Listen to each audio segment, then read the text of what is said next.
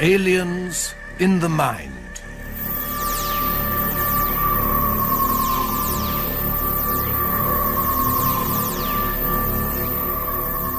Co-starring Vincent Price as Curtis Lark and Peter Cushing as John Cornelius.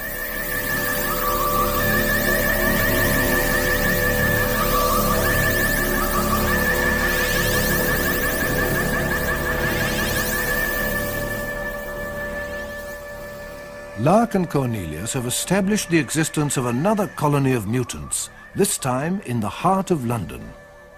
Flora Keiry unwittingly identifies two of them, the brigadier in charge of security at the Home Office, and an MP, Ian Sanderson, who later admits to being Flora's real father. But a new group of mutants surely means another controller, and Lark and Cornelius hope that with Flora's help they can uncover him. Instead, Flora is murdered. No. What? No, don't let them in. But they're only policemen, Flora. Don't be silly. No, don't let them in. Don't let them in. Oh, keep them out. Keep them out. She's putting the chain on the door, Flora. They're going to kill me. They're going to kill Now, me. calm down, Flora. Calm down and concentrate. They're going to kill me.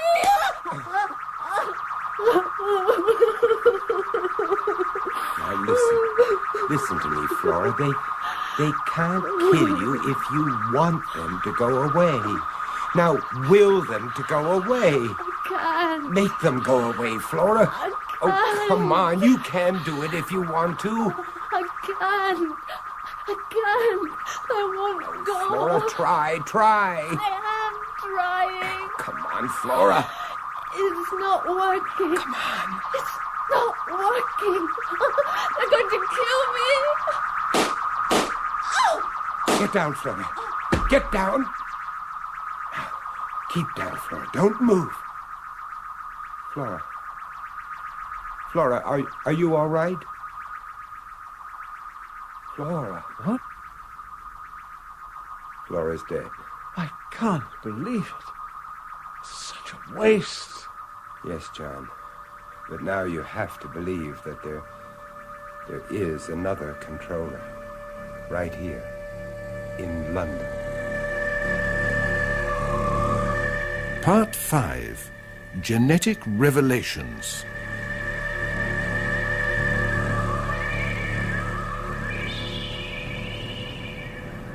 Forasmuch as it has pleased Almighty God in his great mercy to take unto himself the soul of our sister Flora, here departed, we therefore commit her body to the ground, earth to earth, ashes to ashes, dust to dust, in the sure and certain hope of the resurrection to eternal life, through our Lord Jesus Christ. Amen. Amen. Amen.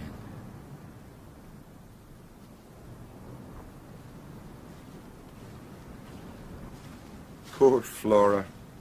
I feel sorry for Sanderson. To discover his daughter one week and bury her the next. If she really was his daughter. John, Curtis. He's coming over. Oh, thank you both very much for being here. It would have been pretty lonely without you. Well, it was the least we could do. She had no other friends here in London. Not much of a send-off, was it? Just the three of us. It would have been different on Luig. Yes. She really belonged to that island. Poor Flora. She didn't even know why she died, did she? Or did she? Well, Well, damn it, I've a right to know. And you both know more than you've ever let on. Ian, why don't you come back to my place and have a drink with us? Aye, all right. I will. Refill? Aye, thank you. Curtis? No, thanks. I'm fine for the moment. So it looks as if Flora's murder was not the first. What you're saying is that her mother was murdered too? Yes. I'm afraid so. And you're convinced that the shock of that event was sufficient to unhinge the poor girl? Yes. And but for that, she would have become aware of her own power over these so-called mutants on Luig? Yes, that's right. But we know now it's not limited to Luig. Quite a number of them are established here in London. With a controller behind them. An unknown controller, what's more. It seems incredible to me. Are you sure? Really sure of your facts? Positively. Do you know the names of these mutants? Well, Ian, we're looking at one right now. You. Me? You mean I? We're sorry. Truly sorry. Ach, you're crazy. Out of your minds, both of you. Can you explain why else you would walk into a psychiatrist's consulting room and just lead Flora away? Me? Yes, you knocked him unconscious with your walking cane and you manhandled his assistant. And then you just left Flora in the street as if she were a total stranger. It's not true. It's just not possible. I'm afraid it is, Ian. That same psychiatrist was here with us in this very apartment when you did the whole thing over again. We saw you. I've no recollection of doing any of those things. Absolutely none. That's par for the course. They were actions motivated not by your own thought processes, but by Flora's. That's why you don't remember them. You see, you simply obey them blindly. But why was I the only one? Why didn't any of the other mutants respond to her signals? Well, you were probably the only one within range. We think a mile is the limit this power can carry. At least that's been our experience. I wouldn't mind another scotch now, John. May I? Oh, please, help yourself. Oh, thank you. I feel dirty somehow. It's as though my mind had been raped. It's not a nice feeling, not being able to call your mind your own. We had to tell you. Oh, aye, I realise that, but... Well, it's ruined my career, of course. Wiped out everything I'd ever hoped to achieve. Oh, no, that may not necessarily be true, Ian. You see, you are the first mutant to know that he's a mutant. I'm sorry to use that word, but... Oh, there's no other way to put it, is there? No. Go on. Well, now you know what is being done to you. You may at least be aware of the actions you have taken and be able to counter them in some way. It is possible, Ian. Aye, well, I hope you're both right. And it could be of immense value to us. You see, we don't know who your controller is. The one who ordered Flora's death? Yes. And we must uncover him. I don't think we can do that without your help. Aye. I should like to uncover him. I should like that very much indeed. Good. Then let's start by asking if you are really quite sure that Flora was your daughter. Yes, of course, aren't you? Are you positive Flora didn't put the idea into your head, quite literally? Oh, the thought never crossed my mind. Oh, it's going to take me a little while to grasp the full potential of this phenomenon, I can see. Yes, it is rather frightening, I must admit. Did Flora put the idea into my mind? That's an ingenious idea, Curtis. But no, definitely no. No, I knew Flora Keiry was my child before she was even born. It was the reason that I had to stop seeing her mother. I had to let Flora be passed off as Angus Keiry's daughter. The people on the island are pretty straight-laced even today, and any sort of scandal would have been enough for them to rescind my scholarship to the university. For who to rescind the scholarship? The Fellowship of the Church in Louis. Uh-huh. What's the matter, Curtis? Well, I don't know what you're going to say to this, but... Well, Ian, every member of that fellowship is a mutant. Except the minister. Donal Scoular. And for some reason we haven't yet fathomed, he was in cahoots with Molly Kyle, Louig's controller. Molly Kyle, the controller? Are you sure? Oh, yes. Yeah. She was a great friend of my parents. They were both members of The fellowship. Aye. It's snowballing even as we talk about it. Tell us about that scholarship of yours, Ian. Well, it's straightforward enough. It's a simple trust set up to pay for the further education of the brighter children on the island. Normally, they're sent away to school in the mainland and then on through university, all expenses paid. Were there many such scholarships? Oh, 3 or 4 a year on average. Boys and girls? Aye, Can you remember any of their names? of course. Do you know who their parents were? Don't you mean, can I remember if their parents were members of the fellowship? Yes, that's exactly what he means, in a roundabout way. Aye, well, I can easily check that up and let you know. Oh, that's excellent. Excuse me, I just better see who that is. You know, Ian, I can't help asking myself if all those brighter children who received scholarships were like you. You mean mutants? Yes. And are they all holding down important jobs, like you? Curtis, are you saying that there is a conspiracy to take over the country? I don't know. I just don't know. It's odd. What is, John? There are 2 of Gulliver's men at the door. Huh? They want us to accompany them to the Home Office. But who says they're Gulliver's men? Can you be sure? I mean, have you had them checked? Well, their papers are all in order. But they want you to bring your passport with you. My passport? What the hell for? But apparently there have been formal complaints laid against us. What? By who? By a certain member of Parliament. By you, Ian.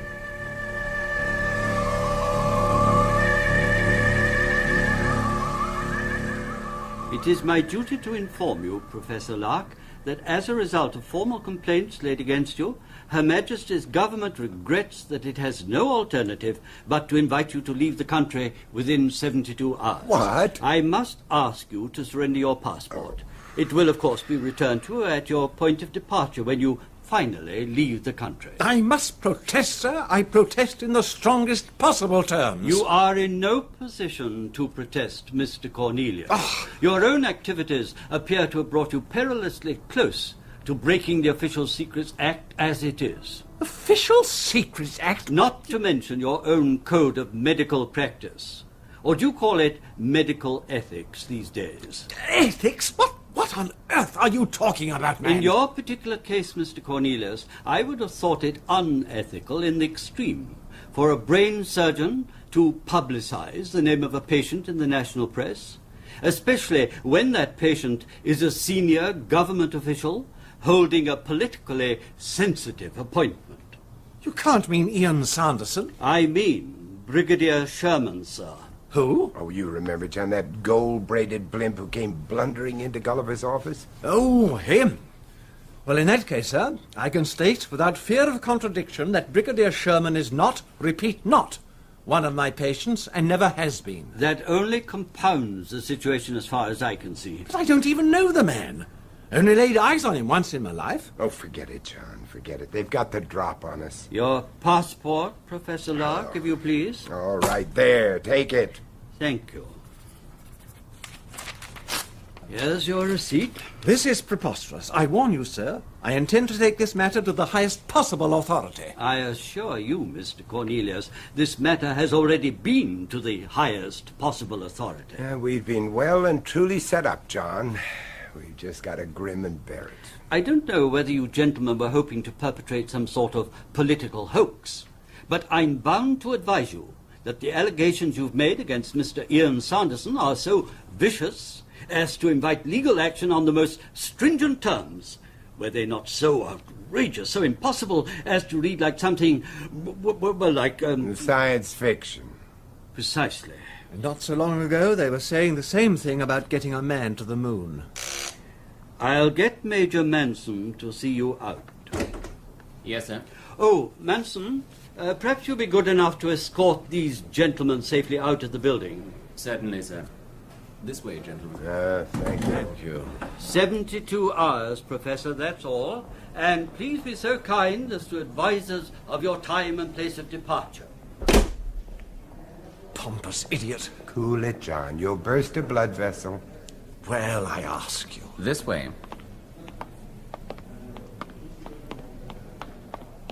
Colonel Gulliver would like a few words with you. Good. I've got a few choice words I'd like to say to him. Coffee? Strong and black. There you are. Thank you. Cornelius? Same for me, if you please. Sugar? Please. Yes, I'm sorry about all that. So you damn well should be. Thanks. Oh, what else can I do? Once Ian Sanderson's complaint came in, the fat was in the fire. I find it a little surprising, to say the least. This morning I felt sure he was on our side. I think he may well be. He phoned as soon as you'd been picked up. I don't know where he got my name from. From us. He almost certainly heard John say it was your men at the door. Anyway, he told me he hadn't laid a complaint against either of you. He suggested the whole thing was either a mistake or at least a misunderstanding. Well, we still can't afford to take Ian for granted, John. He may want to be on our side, but he's still a mutant. You think he might have been under orders to make that complaint? Almost certainly. The interesting part is that he seems to have pieced it all together when we were picked up and reacted accordingly. Just as you hoped he would. Well, at least it's a hopeful sign. Yes. Now, what about this ridiculous newspaper story, Colonel? That really has put the cat among the pigeons. Yes, I'm sorry about that, too. I'll be lucky if I'm not hauled up before the BMA for that little nonsense. And what about me, being booted out of the country like an enemy alien? Well, that was something I hadn't foreseen, I must admit. Do I understand you correctly, Colonel? I should think so, Professor. You're nobody's fool. It was you who gave that story to the press? Yes. But why? Quite simply because I happen to believe your story 100%. I also believe that the two men who killed Flora were almost certainly mutants acting under orders. Under whose orders? That's the point, isn't it, Professor? But before I could come to grips with that, I had to deal with another problem much closer to home. Brigadier Sherman? Yes. Sherman is the head of this department, and my immediate superior. And a mutant. Undeniably. And quite possibly acting under orders, even here, in this building. If this investigation was to get anywhere, I had to get rid of the Brigadier. I don't see how leaking the story to the press can help. Well, it brings the investigation out into the open, Curtis, into what is called public domain. More than that, it pinpoints Sherman as the key figure in what could be a very embarrassing front-page story. And how have your lords and masters reacted so far to this devious scheme of yours? Brigadier Sherman, even now, is en route for the south of France for a period of indefinite leave pending a full investigation. And I'm in charge of that investigation. Congratulations. And I am to be deported. More congratulations. Relax, Professor. I've already made application for that order to be rescinded. Do I get my passport back? Not until I've completed my inquiries. I'm afraid I just can't allow you to leave the country. And to think Britain used to be called the cradle of democracy. That was Greece, dear boy.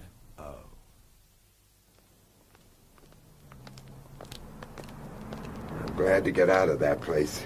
It was beginning to feel like Sing Sing at one stage. I've never been there, but I think I know the feeling. There's a newsstand over the road. Oh, you want to read about what they said about Sherman, huh? No, I want to make sure they've kept my name out of it. Otherwise, we'll be up to our ears in reporters for the next few days. I won't be a minute. Okay. John, look out! John! John, are you all right? Oh, it's my arm. Is it broken? No, I don't think so. Oh, that damn driver could have killed me. Oh, well, that was almost certainly his intention. Oh, you serious, dear boy? You bet I'm serious. Me in America and you in the hospital or worse? No doubt about it, John. Somebody's marked our card. With a vengeance. Oh. Come in. Morning, John. Good morning, Curtis. How's the arm? Oh, it's as well as can be expected, if I might coin a phrase. Well, maybe this will cheer you up, huh? Oh. Yeah, look, there. 4-minute egg, I remembered. Well, coffee, orange juice, toast, and marmalade, a lot. Just like Mother used to make. Shall I feed you? Oh, no, thanks. I think I can cope here. What have you got there? Oh, this? Mm-hmm. It's from Saunderson. He must have pushed it through the letterbox first thing this morning. It's a list of all those he can remember as having been educated by the Trust. It's an interesting little collection of names. Plus details of parentage, of course. All very comprehensive. Here, see for yourself. Colonel Gulliver should read this. He may be able to track these people down. Yes, and find out what they're doing now. I was checking Hugh's observations against these facts that Saunderson has given us. And what did you find? Nothing. It's as though I had a key in my hand and couldn't find a lock to fit it. I wonder if I've got the answer. What's that? I couldn't sleep much last night. This wretched arm kept me awake. And the strange thing was, I couldn't get Flora's mother out of my mind. Flora's mother? But why, huh? Well, according to Flora, her mother was murdered by Mollychile because she had begotten Flora in sin, as she put it. Yeah, with the young Ian Sanderson. Yes. Well, now, why would Molly Kyle suddenly punish a mutant for something they'd done 13 or 14 years before? Perhaps she'd only just found out. But how? And who could have told her? Only Ian Sanderson and Flora's mother knew the secret. He had left the island, and she would never have risked breaking up her marriage. Not after 13 years, certainly. Then the answer must have been Flora herself. Exactly. And when Flora suddenly started developing into a controller... It must have given our Molly one hell of a shock. To put it mildly. And what's more, Molly would have known instantly how it had happened. Yeah. What do you know about Flora's assumed father, Angus Keiry? Well, he wasn't a mutant, but his father was. Ah. Oh, where does Sanderson say that? He doesn't. Huh? I marked all the passages in Hugh's notebook that refer to Flora. Here, look, see? Good. Then what about Flora's mother? Well, just a minute. Let's see. No, both her parents were mutants. And so were Sanderson's. He told us that himself. All right, so we have a working hypothesis. A controller is born out of the union of two mutants, and the parents of both of them must be mutants too. Oh, we may have to go back even further than that, John.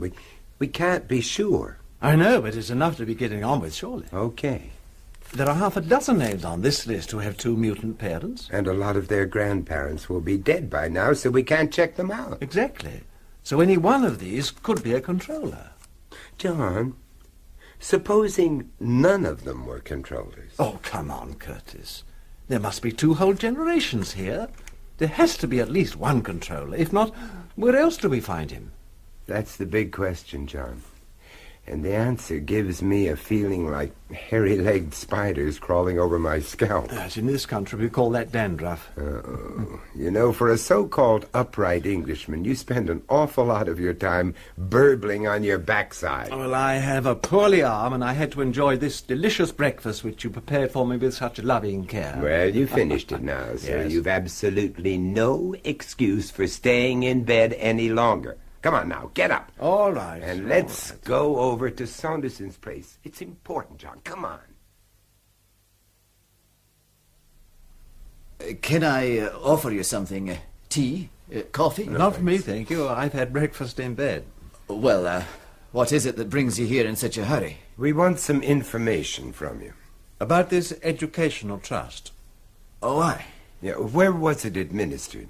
On Luig, of course, Curtis, by the fellowship. No. That's where the beneficiaries are, where the scholarships are awarded. We want to know where the money is. It can't just be suspended in space. I mean, someone has to be responsible for it, for its investment, for collecting and distributing the interest.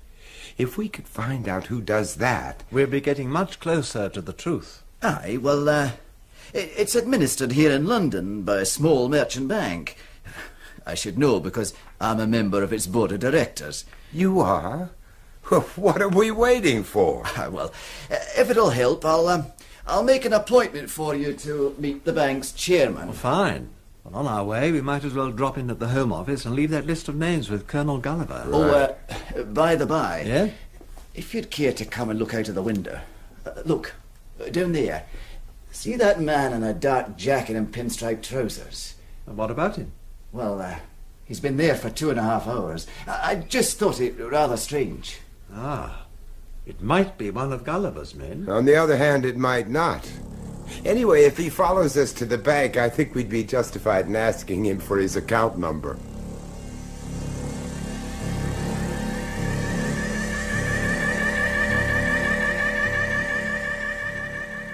If you wouldn't mind waiting in here for a few moments, gentlemen. Sir Graham McCudden has someone with him at the moment, but he ought to be free directly. Thank you. Thanks. Oh, I hate having this floor-to-ceiling glass all round. So do I. Makes me feel like a goldfish in a bowl. Or a germ under a microscope. Oh, really, Curtis, you have an uncanny knack of lowering the tone of any conversation. Well, it can often be quite beneficial to get back to basics. Oh, dear, you're obviously about to expound another of your extraordinary theories. Oh, wily Uncle Cornelius. Get on with it, then. You know, it just dawned on me that we've been looking at this education trust as something which has developed quite naturally out of the situation on Luig. I thought we were all agreed on that. What, from one tiny island? A few hundred simple, hard-working, God-fearing crofters organizing this fellowship, this education trust? Oh, it's all too much, John. It's far too much. But what's the alternative? That Luig may have started as an accident of nature, but it has been deliberately built up, exploited, for the sole purpose of producing mutants who can be groomed for high office, like Ian here, or Brigadier Sherman. And half the names on Ian's list, I shouldn't be surprised. Right. You mean it's been set up like a sort of mutant breeder unit? More like a stud farm. Oh, it's horrible. Yes, especially when you think of Molly Kyle and the Reverend Donal Scoular as the farmers. Farm managers, more likely.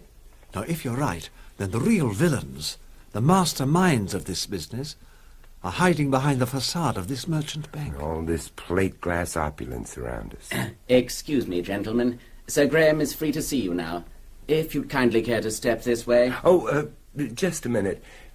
Who was that who just came out? That was Sir Graham's last appointment, sir. The Reverend Donal Scoular. There he is now, sir, just going towards the main door. Do you know him by any chance? Oh, yes. We know him all right. And the man he's talking to now. Oh, do you, sir? That's Sir Graham's chauffeur. But he's the man who has been waiting outside my flat for 2.5 hours. And sure as hell he wasn't waiting for a bus.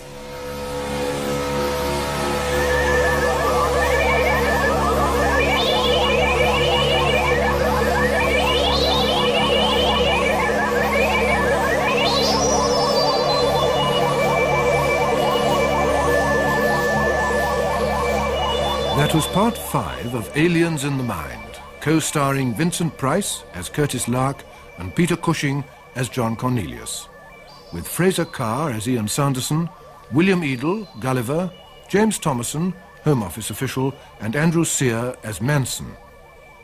Aliens in the Mind was written by René Basilico from an idea by Robert Holmes. Production by John Dias.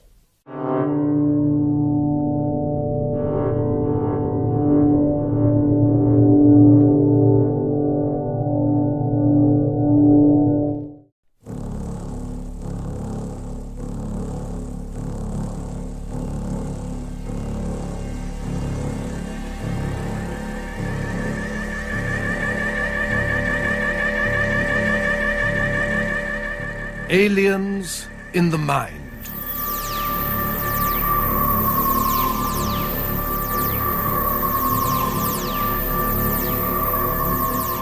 Co-starring Vincent Price as Curtis Lark and Peter Cushing as John Cornelius.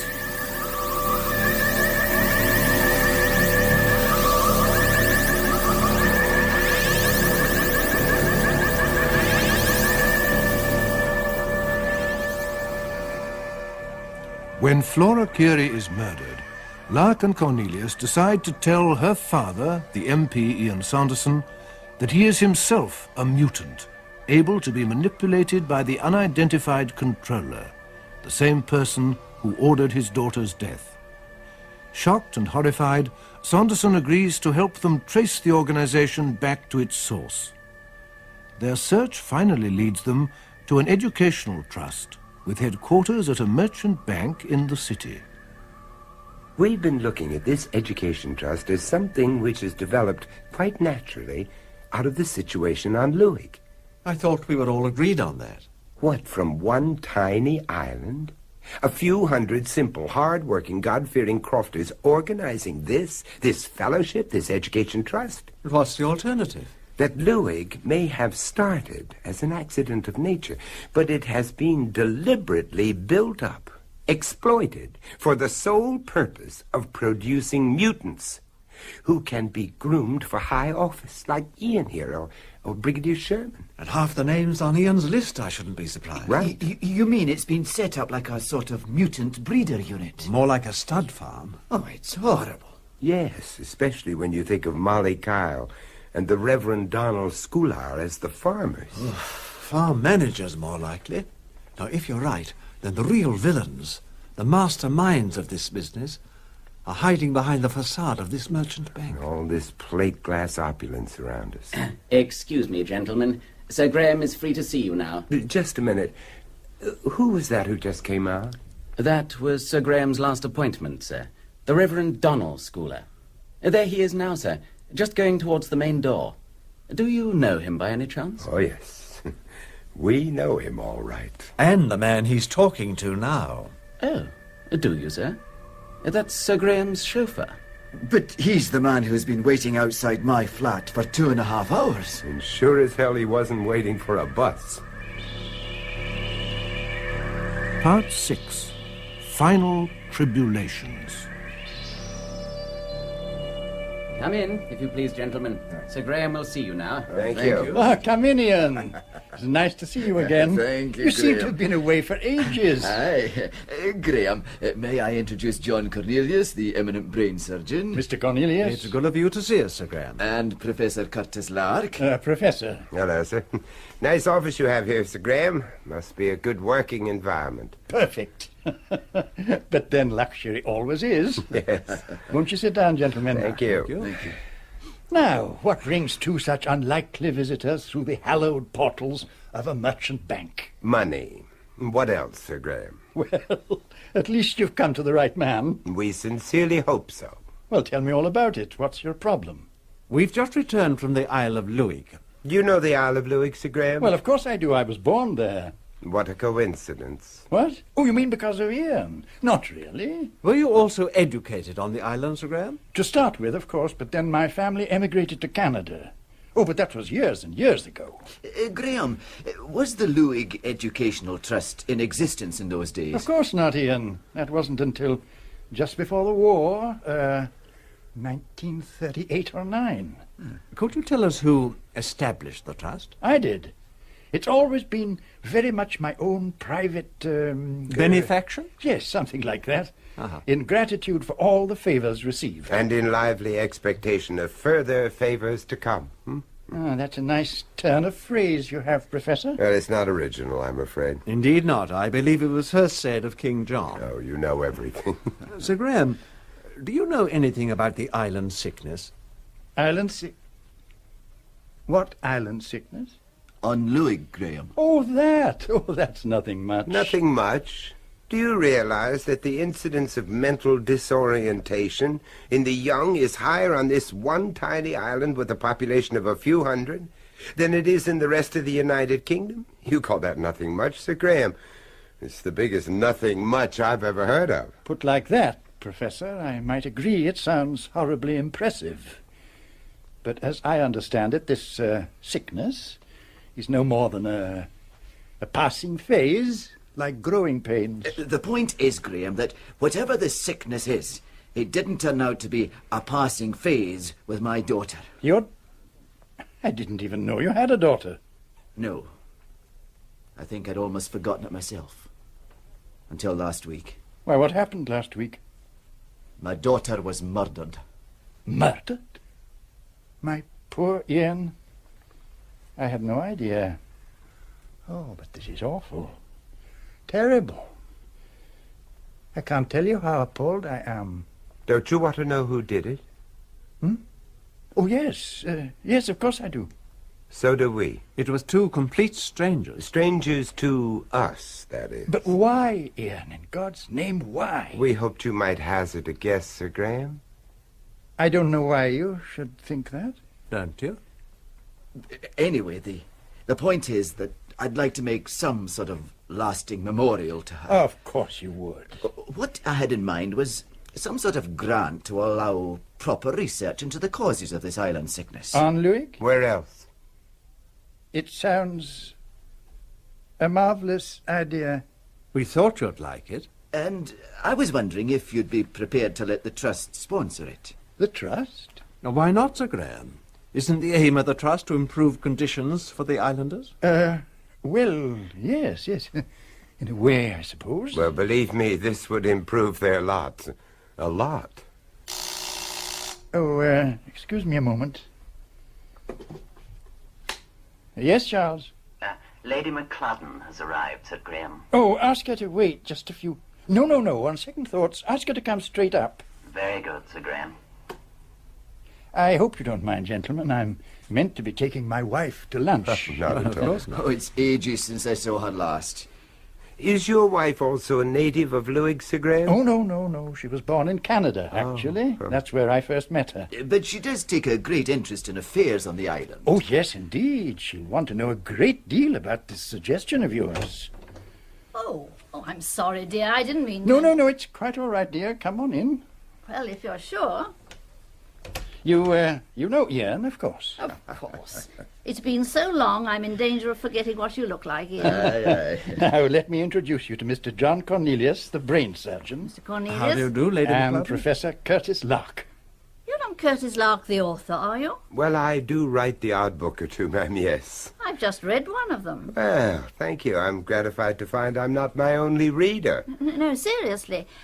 I find your predictions of the future use of telepathy and telekinesis quite fascinating. Yes, it is a fascinating subject. And not a little frightening.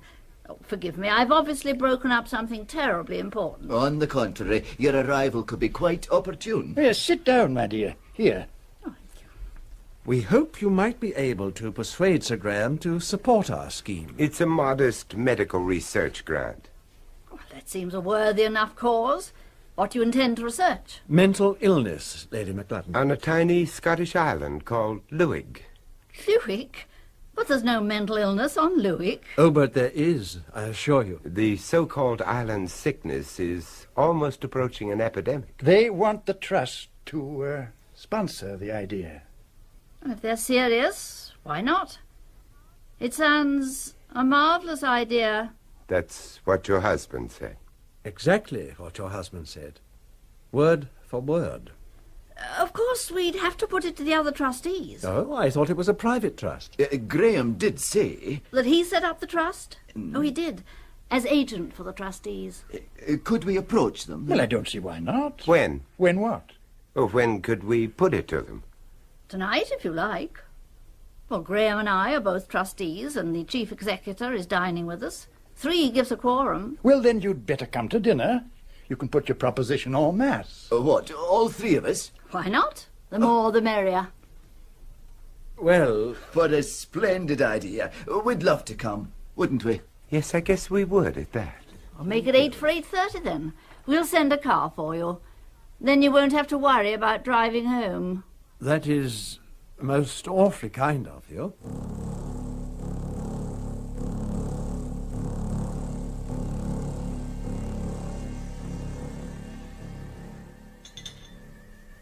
Drink, Curtis? No, thanks.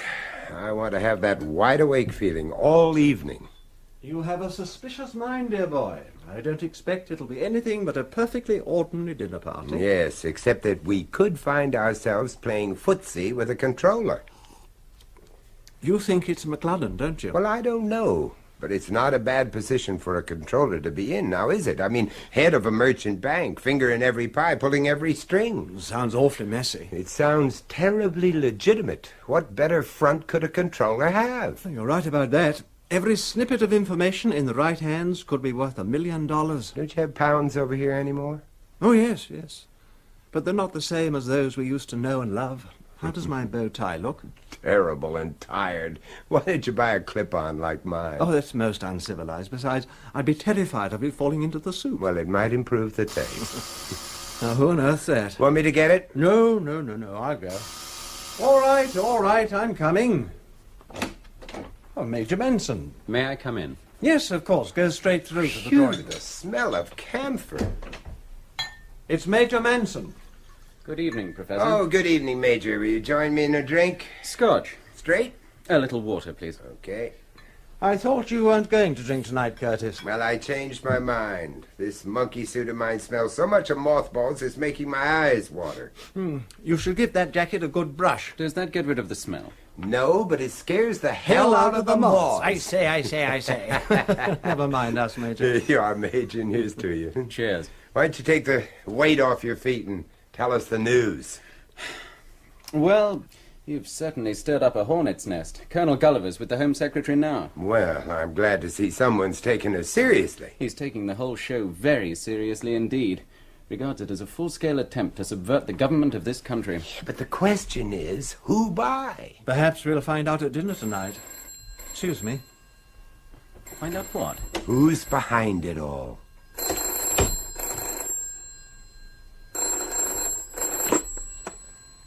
John Cornelius here? Oh, it's Ian Sanderson here. Oh, hello. Hi. I've just seen Sir Graham's car pull up outside your door. But I think the chauffeur's coming to you first, so I'll be down in a couple of minutes. Oh, well, thank you. See you in a few moments, then. Aye, fine. Bye. Bye. That's odd. It's very odd. Something come up, John? No. Well, at least... What? Oh, that was Sanderson. He rang to say McLadden's chauffeur is on his way up for us. Simple courtesy, surely. Well, I don't know. He warned us once before, didn't he, Curtis? Yes, you're right. When Flora got killed. You think he's trying to warn you again? It's possible. Hello. The trouble is, once a mutant, always a mutant. We can never be sure. Here goes. John? Yes? Be ready for anything. Mr. Cornelius, keep your body right behind the front door all the time. Don't worry, I will. What about me? You, Professor, keep clear of this doorway. Okay. Mr. Cornelius? Yes, we won't keep you a minute. Just about ready. Stay out of the way, Professor. Look out, John, he's got a Keep gun! out of the way. John, are you all right? I'm still in one piece, I think, but I'm shaking like a jelly. Oh, that's probably just the reaction. What about him? What about him? Have you ever seen him before? Yes, he was watching Sanderson's apartment this morning. Uh, And then we saw him talking to Scoular at the bank. Scoular? Yes. The preacher fellow from your island. Yeah, that's the one. Now, I wonder what brings him to town. Well, that's something else we may learn during dinner.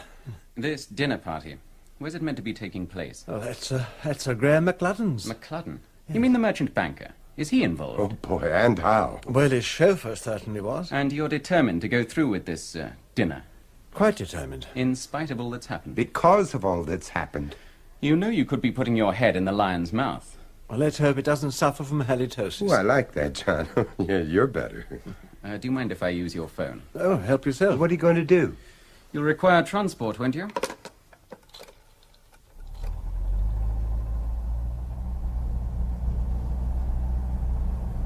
But where's Sir Graham's chauffeur? Oh, what's happened to him? Why don't you tell us? We were actually ready when you phoned. And then we stood around waiting for nearly half an hour. That's strange. Very. Especially as the car was still parked in the street. I presume it was Sir Graham's car. Oh, I am sure of that. Well, I can't think of any place the chauffeur'd go without his car. Perhaps he couldn't take it with him. Oh, the McLuddens won't think it very funny either. Aye, we're already half an hour late as it is.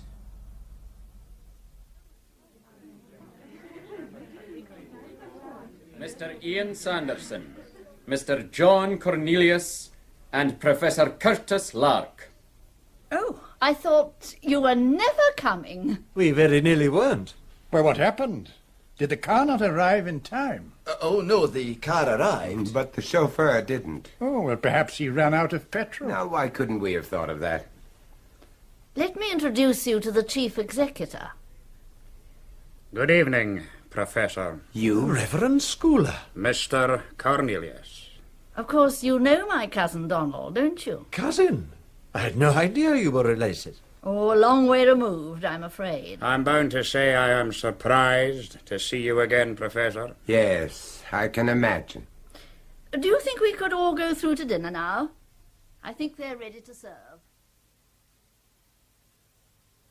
So what's this nonsense I hear about you wanting the Trust to sponsor some newfangled scheme on the island, Ian? Oh, it's hardly a nonsense, Minister. I want to set up a research grant as a memorial to my daughter. Oh, aye, Flora. I heard about that. Very distressing that must have been. More than you can know. Mind, that girl would have been alive today if she had been left with us on the island, where she was safe and well cared for. Flora needed treatment, Minister. She was ill. Aye, she had the island sickness. There'd been many that had it before you came poking your nose in, and none of them seem any the worse for it. Please, Donal. Mr. Cornelius is a guest. It's a fair point, though, my dear. I mean, I suffered from it, and I came through all right. So did Ian. And so did your butler, I believe. Joshua, Yes, I think he did. Also, apparently, the entire fellowship on Luig. What makes you say that? It was the price of the ticket. What? He means that was the reason for joining the fellowship. How do you know that? From the things Flora said, and from what Sanderson has told us. Ian? Yes. And from Hugh Dexter's notebook, of course. What notebook? We found no... No what, Minister? I'm just surprised that anything could have survived that fire at Dr. Dexter's house. It didn't. We had the notebook in our pocket by then. And he told us everything he had discovered before he was so rudely taken from us. Joshua, serve some more wine, if you please. Very well, milady. What was it that this Dexter fellow discovered? Well, he discovered that, owing to some strange genetic mutation of the brain, many of the islanders, myself included, could be controlled the way a robot can be controlled. But anyone with the ability to transmit instructions telepathically. Ian, what's got into you? Ian, listen to me. A man in your position must have and must keep the confidence of the general public. Whatever you believe or think you believe, you cannot afford to talk like that, even in private. I can't afford to be a slave to somebody else's ambitions. A politician must be his own master, Sir Graham. That was extremely well said. Well, I'm only a banker. I may be a bit naive about these things, but if Ian and others like him have been turned into slaves, who are you accusing of being the masters? Flora Keiry, for one. Ian's daughter? Oh, but that's preposterous. Yeah, we keep coming back to that poor wee lassie, don't we? And we're going to keep coming right on back to her. She was the only flaw in the pattern, wasn't she? I must say, Professor, this is even more intriguing than your book. And a damn sight more far-fetched. Oh, no, Sir Graham. You see, we've discovered the exact genetic combination that will produce a mutant child. A slave, as you call it. What we don't know is the exact genetic combination that produces an infant controller, one of your masters. We were hoping one of you would enlighten us. Why us? Well, I suggest you direct that question to someone who breeds thoroughbreds. It's not so far removed, Sir Graham.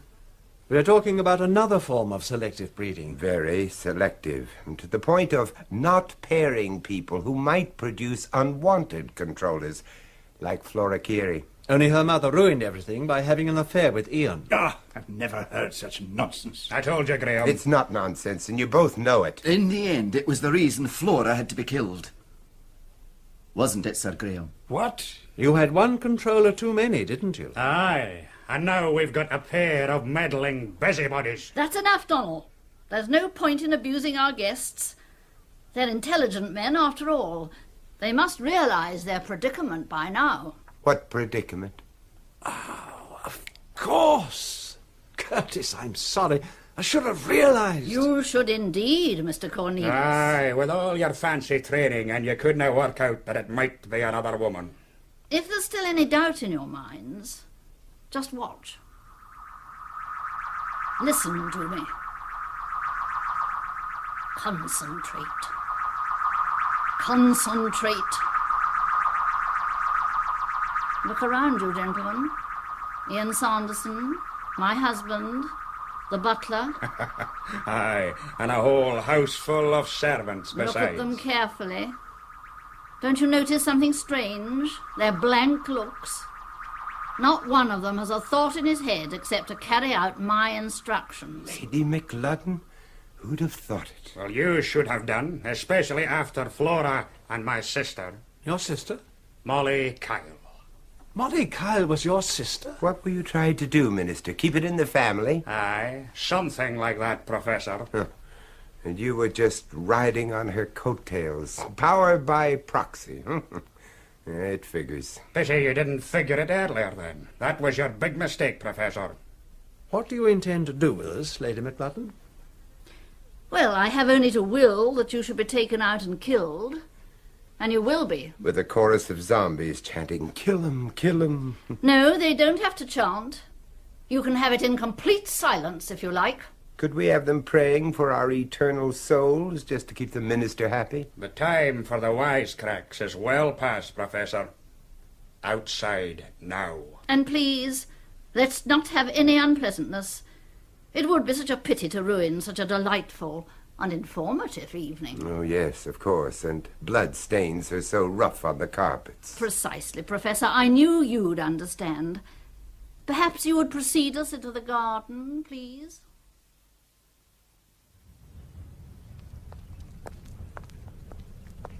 Just to the edge of the lawn, if you would.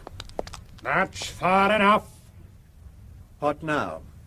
Now we wait for the helicopter. It shouldn't be more than a few minutes. The bank own an air taxi service. Sir Graham often uses it to get him to the airport. Is that where we're going? Yes, Professor. We booked a flight to New York for you. And Cornelius and Sanderson were going to see you off. Were going to see me off? Yes. Unfortunately, the helicopter crashed, killing all the passengers. What about the crew? The pilot's one of my mutants. He'll do what I will him to.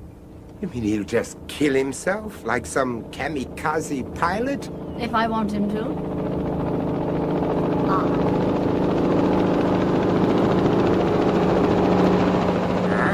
Right on time. It's no good looking round, Professor. There's no way out. Nowhere to run to. Even if I did run, Lady McLudden, I've no doubt you could will a whole army of zombies into catching up with me. That's right, Professor. How many zombies do you control, anyway? All right, Lady McLudden, stand quite still. The party's over. Manson. And about time. Kill him. Kill him. Careful, Manson. Be careful. She's the controller. Call them off, Lady McLudden. Kill him. Kill Kill him. Call them off. Kill him. Kill him. Kill him. Kill him. Kill him. What am I? What's been happening? Mr. Cornelius, Professor, are you all right? Fine, Manson, fine. You left it rather late. Yes, I'm sorry about that. My wife. My wife. What's happened to her? Caroline is dead, Graham. They have killed her. What? Oh, no. Caroline, my dear. Damn you, Lark. Damn your interfering eyes. Look out, Scoular! I half expected he would have a gun. Rather hoped he would, actually. What about Lady McLudden? She was unarmed. But why should she bother with the gun when she had a whole army of instant zombies at her command? That's what I was thinking. Well, I suppose that's the end of this business. Is it? Aye, except for picking up the pieces on Luig, I mean. Perhaps you'd allow me to look after that. You? Obviously, I can't continue in politics. I'm too big a security risk to ever achieve high office. And that's what it's really all about, isn't it? Can't you stay on the backbench? Oh, no, I don't think so. I'd keep remembering my ambitions. It'd hurt too much. No, I'd rather do something useful back home in Luig for a while. Until I can think it over. What about Sir Graham? Poor man, I don't think he understands what's going on. Not surprised. It'll take quite a lot of explaining, believe me. Yes, Ian. And you might be the best person to do it. Aye, I'll try. Now, what about you, John? What will you do? Return to surgery before I lose my touch. And you, Curtis? Oh, I shouldn't be surprised if I've got quite a lot of traveling to do. What, back to Borneo? All over the place. I don't believe we've seen the end of this business. Oh, surely, Curtis. No, seriously. I mean, Lady McLudden came from Canada. The next controller could come from anywhere on Earth. They could spring up like mushrooms. Oh, no, don't start that again, Curtis, please. Start what? Anything. My dear John, I think it started already.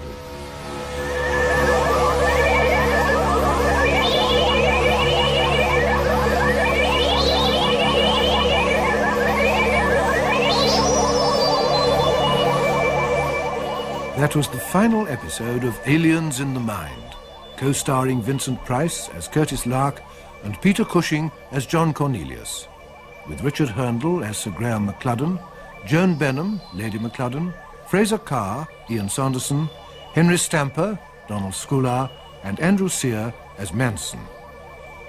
Electronic effects for the series were by Chris Jenkins. Aliens in the Mind was written by René Basilico from an idea by Robert Holmes. Production by John Dias.